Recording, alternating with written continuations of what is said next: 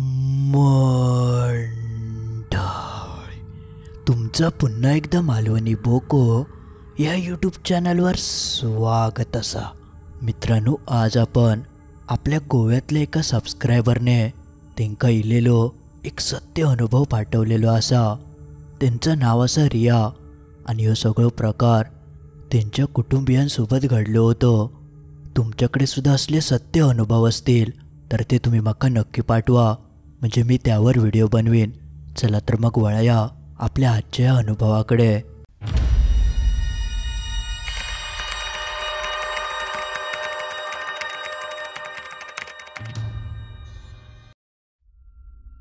नमस्कार, माझं नाव रिया. मी गोव्यात राहतोय.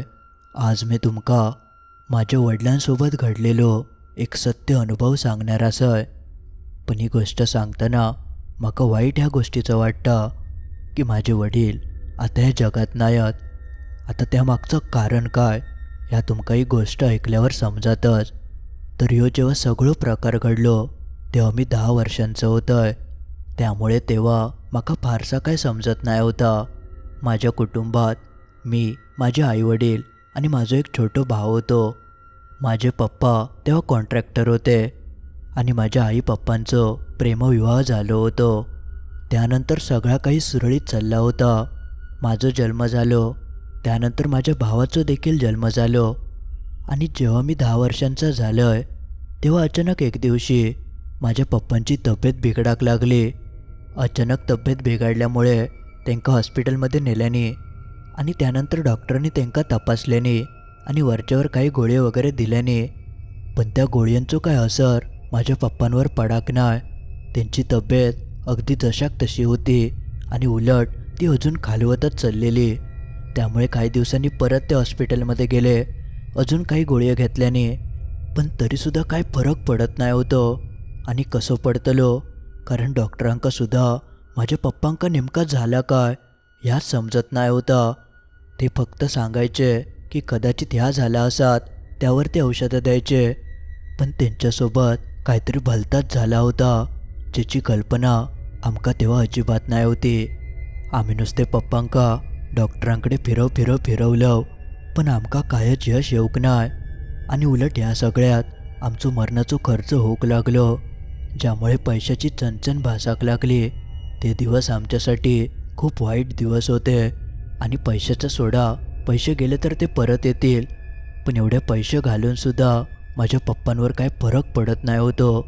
दिवसामागे दिवस जायत होते आणि तेव्हा आमचे पप्पा एकटेच कमवणारे आणि त्यांची तब्येत बिघडल्यामुळे घरात पैसे अडकू पण येत नाही होतो. आणि जो काय होतो तो त्यांच्याच आजारपणात जायत होतो. त्यामुळे माझ्या आईक समजत नाही होता की आता करू तर करू काय. आमची ती सगळी परिस्थिती बघून आईक कोणतरी पटकन म्हणाला की तुम्ही एकदा बाहेर चौकशी करून बघा, कोणी काय तुमच्यावर करून तर टाकूक नाही ना. ता सगळं ऐकल्यानंतर आईसुद्धा घाबरली. ता सगळं ऐकून वाटाक लागला की कदाचित असं असाक शकता. म्हणून तिने एका माणसाकडे ह्या संदर्भात चौकशी केल्यान. आणि जेव्हा त्या माणसान माझ्या पप्पांका बघितल्यान तेव्हा तो माणूस म्हणालो की तुमच्यावर कोणीतरी करणी केलेली असा. ज्याची भीती आईक वाटत होती नेमका तास घडला होता. तेव्हा आईक समजला की माझ्या पप्पांची तब्येत अशी बिघडत कशाक चालली आ. इतके डॉक्टर करूनसुद्धा त्यांच्यावर फरक कसं पडत नाही आ. कारण ह्या सगळ्या मागे ती करणी होती.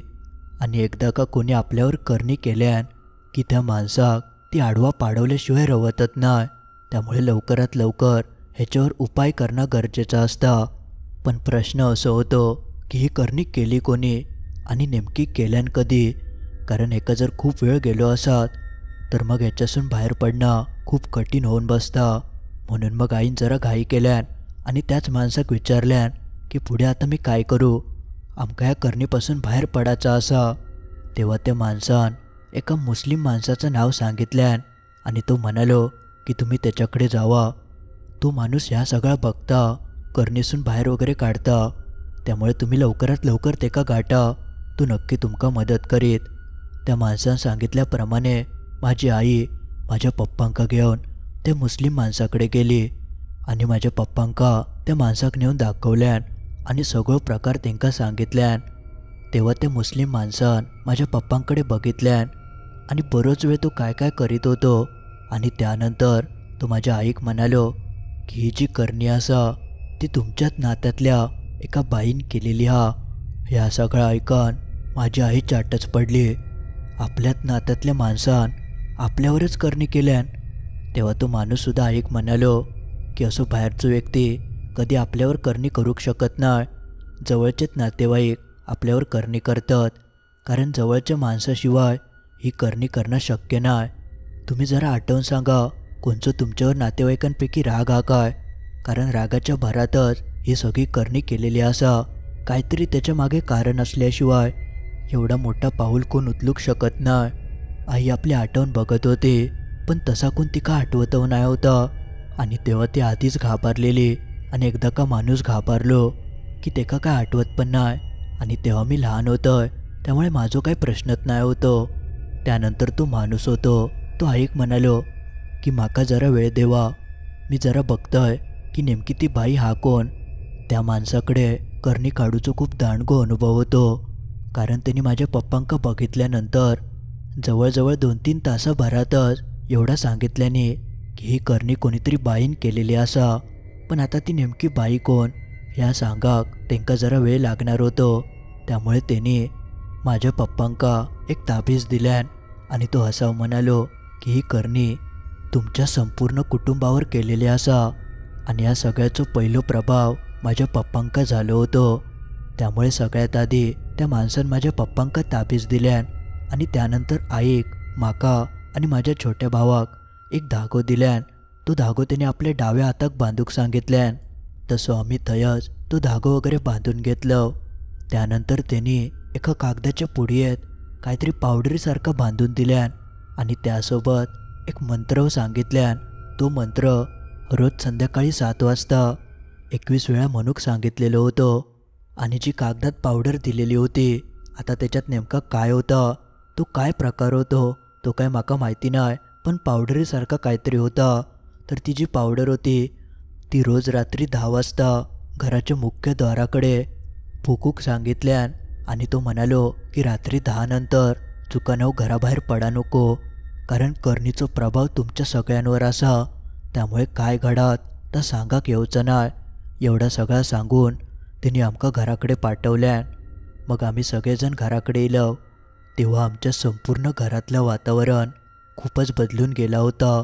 सगळीकडे शांतता होती. पप्पा तर आजारीच होते आणि आईसुद्धा गप्प बसान होती. आईच्या डोक्यात एकच विचार येत होतो की ही करणी केली कोणी. बघता बघता संध्याकाळ होईतिली. त्या मुस्लिम माणसानं सांगितल्याप्रमाणे आम्ही संध्याकाळी 7 वाजता जो मंत्र त्याने दिलेलो होतो तो मंत्र मनाक लागलो. आणि तो आमचा पहिलो दिवस होतो ज्या दिवशी आम्ही तो मंत्र उच्चार घरात केलं. मंत्र म्हणून झाल्यानंतर आम्ही नेहमीप्रमाणे रात्री 8:30-9च्या दरम्यान जेवण वगैरे केलं. आणि जसे रात्रीचे 10 वाजतिले तशी आई त्या माणसानं दिलेली पुडी घेऊन माझ्या पप्पांकडे येली आणि ती त्यांका म्हणाली, ह्या घेवा आणि मुख्य दारावर जाऊन ह्याच्यावर फूक मारा. तसे पप्पा हळूहळू उठले आणि आमचा पुढचा दार होता तर त्यांनी उघडल्याने आणि त्या माणसानं सांगितल्याप्रमाणे तो कागद उघडून त्याच्यात जी पावडर होती ती थोडीशी आपल्या हातात घेऊन त्याच्यावर पुंकर मारल्याने आणि मग दार वगैरे लावून आम्ही सगळे झोपलो. आमका तेव्हा ह्या माहिती नाही होतं की पुढे आमच्यासोबत नेमका काय घडणार असा. कारण ज्याने कोणी करणी केलेली होती त्याच्यावर आम्ही पहिलं उपाय केलं होतं, पण तो उपाय केल्यानंतर त्याचो काय परिणाम आमका भोगूचो लागणार होतो ह्याची कल्पना तेव्हा आमका अजिबात नाही होती. आम्ही त्या दिवशी त्या माणसानं सांगितल्याप्रमाणे सगळं काही केलं आणि झोपलो. पण त्याच रात्री 12-12:15च्या दरम्यान आमच्या दारावर कोणीतरी हात मारल्यान. तो आवाज ऐकून आम्ही सगळेजण गडबडान जागे झालो, कारण एवढ्या रात्री सहसा कोण कोणाकडे जात नाही. मग बाहेर इला कोण. पण जसे आम्ही उठान दरवाजाकडे जातो तसं मात्र बाहेरसून येणारा आवाज एकदम बंद झालो. आम्ही आपल्या आतसूनच बाहेरच्या गावात देत होतो, कोण हा असं विचारत होतो, पण बाहेरसून कसलोच काय प्रतिसाद येऊक नाही. पण तो सगळो प्रकार पहिल्यांदाच तेव्हा घडलो होतो आणि स्पष्ट एका हाताचा आवाज आमका ऐका केलेलो तो पण एकदम मोठ्यान, म्हणजे कोणतरी बाहेर नक्की चिल्ला होता. त्यामुळे आम्ही सगळे खूपच घाबरलो होतो. पण आम्ही तेव्हा काय दार उघडूक नाही, तसेच आम्ही परत जागेवर जाऊन बसलो. थोड्या वेळासाठी सगळं वातावरण एकदम परत शांत झालं. पण अचानक परत कोणीतरी दारात हात मारल्यान ह्यावेळेस आम्ही सगळेजण तसे जागेच होतो. दुसऱ्यांदा आवाज इल्यामुळे आम्ही खूपच घाबरलो. आई पटकन उठली आणि सगळे खिडकी बिडकी तिने लावून घेतल्यान. तेव्हा जवळजवळ रात्रीचं 1 वाजत इलं होतं. आणि एवढ्या रात्री सहसा आजूबाजूचा कोण घराकडे येत नाही. आणि जर कोण बाजूचा असत तर तो काहीतरी बोललो असतो, पण बाहेरसून कोणच्या बोलण्याचा काय आवाज येत नाही होतो. नुसतं 2दा कोणीतरी दारात हात मारलेल्यान, ज्यामुळे आम्ही सगळेजण आतमध्ये खूपच घाबरान बसलो होतो. आमका समजत नाही होता की ह्यो नेमको प्रकार हा काय. दुसऱ्यांदा आवाज इल्यानंतर परत अचानक एकदम शांतता झाली आणि त्यानंतर काय परत आवाज येऊक नाही. त्यामुळे मग हळूहळू आई आमका म्हणाली की झोपा आता. तसे सगळेजण परत झोपाक लागले. पण जसं आमचं डोळं लागलोच होतं तसं एखाद्या तासान परत दरवाजाचा आवाज इलो. आणि तो आवाज ऐकून आम्ही सगळेजण परत गडबडान जागे झालो. पण जसे आम्ही उठतो आणि दरवाजाकडे बघतो तर दरवाजाच्या आतमध्ये एक काळा मांजर येऊन उभा राहिला होता. त्या मांजराक बघून आम्ही सगळेजण चांगले दचाकलो, कारण या मांजूर आतमध्ये इला कैसून. दारा खिडके तर आईन बंद करून घेतल्या नव्हते. मांजराक योग जागात नाही होती. मग या मांजूर आतमध्ये इला तर इला खेनी. त्या मांजराक बघून आमच्या सगळ्यांचे डोळे उघडे पडले होते. आमका समजत नाही होता की नेमका आमच्यासोबत घडता काया. दरवाजाचे आवाज आणि आता या काळा मांजूर. तशी आई आमका म्हणाली, कदाचित त्या आधीच येऊन रावला असत आणि आता बाहेर इला. असं म्हणान तिने एक खिडकी उघडल्यान आणि त्या मांजराक पळवूक लागली. जशी आई खिडकी उघडता तसा त्या मांजूर त्या खिडकीन बाहेर पळाला. मांजूर गेल्यानंतर आईन ती खिडकी परत लावून घेतल्यान आणि ती आमका म्हणाली, जाऊन देते का, आता तुम्ही जास्त विचार करू नको, झोपा, खूप रात्र झाली आ. तसे आम्ही परत झोपाक घेतलं आणि त्यानंतर आम्ही सगळेजण झोपलो. जेव्हा माका सकाळी जाग येली तेव्हा माझी आई खूपच धांदलीत दिसत होती. जसं मी उठतोय आणि बघतोय तर माझ्या पप्पांची तब्येत खूपच खालावली होती. त्यांका काय होत होता ता काय समजाक नाही, पण आई खूपच घाबरलेली. आईन पटकन माझ्या पप्पांका घेतल्यान आणि ते हॉस्पिटलमध्ये जाऊक निघाली. आणि ती कशी बशी माझ्या पप्पांका घेऊन हॉस्पिटलमध्ये तर पोचली. पण त्यानंतर डॉक्टरांनी माझ्या पप्पांका तपासल्याने आणि जेव्हा ते माझ्या पप्पांचा रक्त तपासूसाठी इंजेक्शनान रक्त काढूक गेले तेव्हा अक्षरशः रक्ताच्या जागी संपूर्ण पाणी बाहेर इला. आणि बघता बघता त्यांचा पोट फुगाक लागला. आणि त्याच्या पुढच्या काही क्षणातच माझे पप्पा आमका सगळ्यांका सोडून कायमचे निघान गेले. तेव्हा त्या डॉक्टरांका सुद्धा समजाक नाही की नेमका माझ्या पप्पांका झाला काय होता. ह्यो सगळं प्रकार त्यांनी पहिल्यांदाच बघितल्याने होतो. तो दिवस मी माझ्या जीवनात कधीच विसरूक शकत नाही, कारण त्या दिवसापेक्षा अजून वाईट काय घडाचा रावलात नाही होता. त्यानंतर माझ्या पप्पांचे सगळे विधी आम्ही केलं. पण अजून प्रश्न होतो, तो म्हणजे त्या करणीचो. कारण त्या मुस्लिम माणसानं सांगितल्याप्रमाणे ती करणी संपूर्ण कुटुंबावर केलेली होती. म्हणजे अजून त्या करणीचा प्रभाव आमच्यावर देखील होतो. त्यामुळे सगळे विधी वगैरे झाल्यानंतर माझी आई परत त्या मुस्लिम माणसाक भेटाक गेली. आणि या सगळ्या दरम्यान तो माणूस माझ्या आईशी बोलत होतो. त्याने आईक सांगितल्यान की तुम्ही योग जरा उशीर केलास, जरा आधी इला असतास तर कदाचित तुमचे पती आज जिवंत असते. तिने असं सांगितल्यान की ज्यांनी कुणीही करणी केलेली होती तेका जसा समजला की तुम्ही काहीतरी त्याच्यावर इलाज करतास तेव्हा त्यांनी लगेचच अजून ताकद लावून खेळ संपवून टाकल्यान. तेव्हा माका जास्त माहिती नाही होती, नाहीतर मी असा होकत दिले नसतं. पण माझ्या वडिलांच्या मृत्यूनंतर त्यांचे विधी वगैरे पूर्ण पडापर्यंत त्या माणसान ह्या सगळ्याचा शोध लावल्यान. आणि जेव्हा आई त्याच्याकडे गेली तेव्हा त्या माणसान एका बाईचं वर्णन केल्यान. म्हणजे थोडक्यात तिचे केस कसे असत, नाक कसा, डोळे कसे आहेत, तिची उंची, चालण्याची पद्धत आणि असं बराच काय काय त्यांनी माझ्या आईक सांगितल्यान. आणि ता सगळं ऐकल्यानंतर आई कळाक जास्त वेळ नाही लागाक की सगळी करणी नेमकी केली कोणी होती. त्या करणी केलेल्या बाईचं जेव्हा शोध लागलो, तिचं नाव समोर इलं, तेव्हा आईसुद्धा चांगलीच चक्रावून गेली. कारण ही करणी आमच्यावर आमच्या काकीन केलेली होती. म्हणजे माझ्या पप्पांच्या सख्या भावाच्या बायकोन ही करणी आमच्यावर केल्या नव्हती. आणि या सगळा कळाल्यानंतर आईकसुद्धा खरा वाटत नाही होता. कारण त्या काकीकडे बघून असा मुळीच वाटायचा नाही की जो आमच्यावर कसलो राग असात किंवा एवढं काय कृत्य करू शकता. पण ह्या सगळा कळाल्यानंतर आईक समजला की ती बाई कशी असा ती. माझे पप्पा कॉन्ट्रॅक्टदार होते, ज्यामुळे ते बऱ्यापैकी पैसो कमवायचे. पण माझे काका एका साध्या नोकरीवर होते, त्यामुळे त्यांना महिन्याचे 10-15 हजारच गावायचे. आणि तिने आमच्या संपूर्ण कुटुंबावर करणी केल्यान याचा अर्थ तिका आमची संपूर्ण मालमत्ता हवी असात. कारण आम्हीच जर नसू तर आमचं सगळं पैसो अडको, जमीन जुमलो सगळं तेंका गावतलो.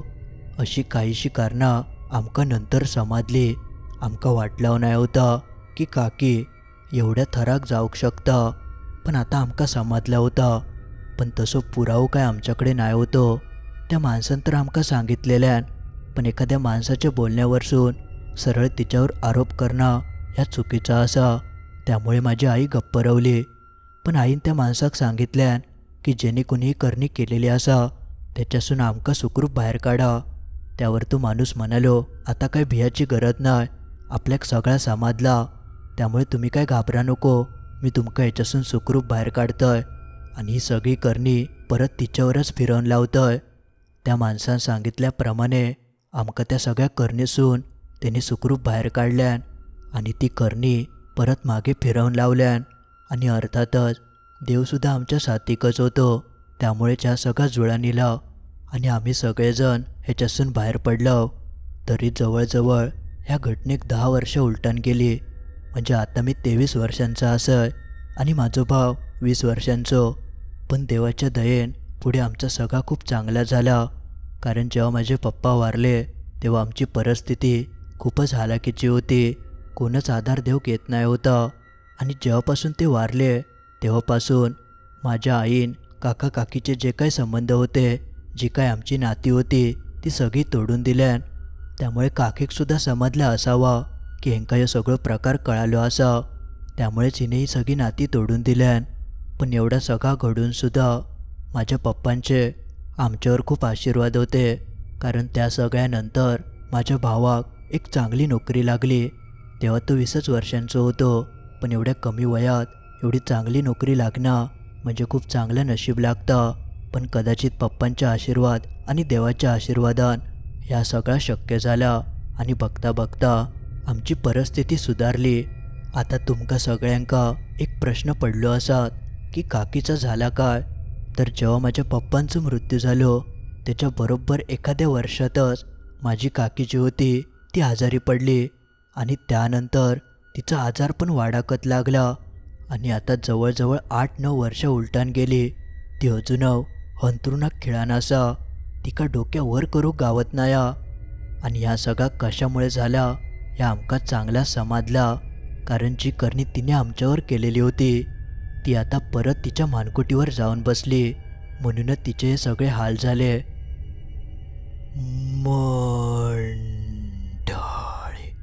आज पुरता एवढाच.